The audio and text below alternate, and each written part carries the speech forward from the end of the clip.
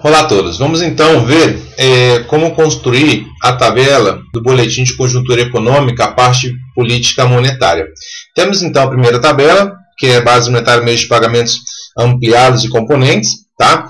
Essa tabela está aqui em formato Excel. Nós deveremos então preencher esses espaços aqui, que agora estão com os valores do boletim anteriores. Temos que apagar e preencher com os novos valores. Já temos aqui as datas, que são dezembro de 2011, novembro de 2011 e outubro de 2011.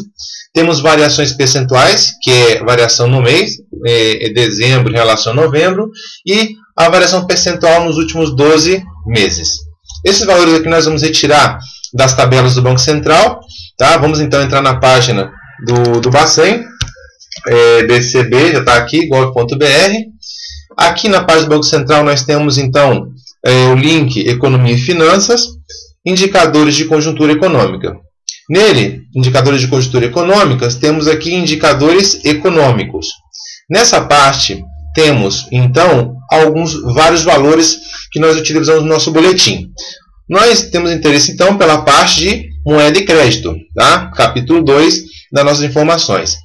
Nessa página aqui vamos baixar 5 tabelas. Tá? A tabela 3, a tabela 9, a tabela 12, a tabela 21 e a 31. A tabela 12, base monetária, componentes, saldos em final de período. Vamos baixar também meios de pagamento, saldos em final de período. Tá? Tabela 9. E a tabela 12, meios de pagamento, saldo em final de período. Tá?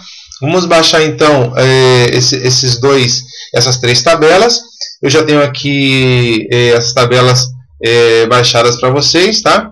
Vamos pegar aqui então a tabela 3, tá? Que é a tabela 2.3, base monetária e componentes, saldo em final de período, tá? Sempre esse valor aqui, saldo em final de período.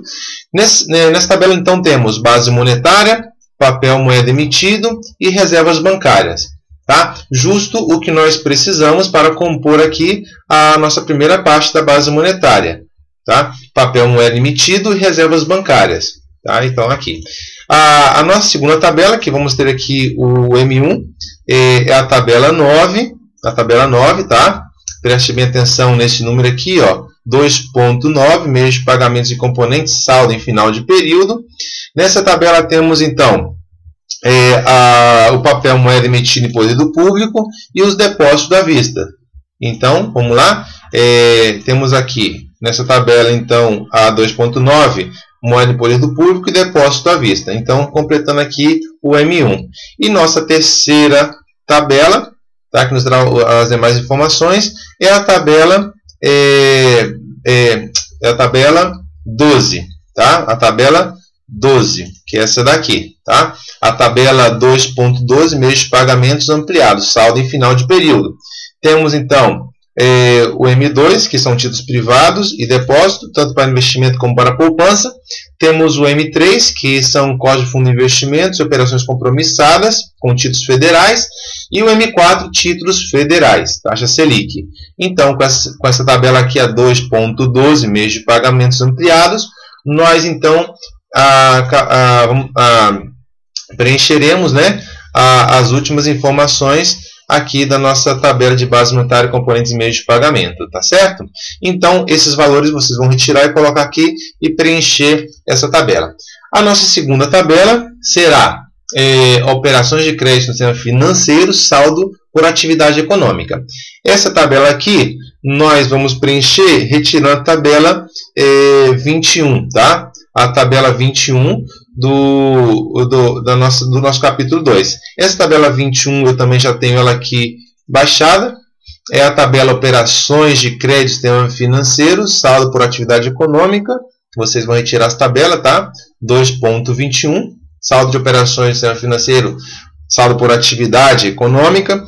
Nele temos saldo do setor público, governo federal, governo estadual, municipais, saldo total do setor público. Temos operações de crédito também para o setor privado, indústria, habitação, rural, comércio, pessoa física. Temos valores de variação mês a mês, né, valores dados mês a mês, e suas variações, tanto no mês como no trimestre e no ano, tá certo? Então, com as informações aqui, nós vamos preencher essa tabela aqui, operações de crescimento financeiro, tá?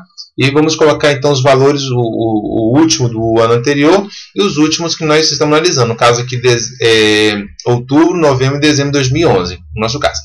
A terceira tabela, tá, que será essa daqui, operações de crédito, operações de crédito referenciais para taxas de juros e spreads, né, que spread seria a variação entre a captação e o repasse, tá, aplicação. Então vamos buscar valores de taxa de aplicação, taxa de captação e finalmente o spread. Esses valores estão na tabela 31, que eu também tenho aqui já baixado da página do Banco Central, tá? Vocês buscam lá a tabela 2.31, né, capítulo 2, tabela 31, que é operações de crédito referenciada para taxa de juros e spreads, tá? Lá você vai encontrar as informações mês a mês, variação no mês e variação no ano. Esses valores vocês vão retirar também e preencher aqui esses espaços em branco. Assim, então, nós vimos aqui como, utilizando a página do Banco Central e essas informações aqui, nós vamos, então, preencher a nossa tabela, as nossas 3 tabelas do boletim de conjuntura.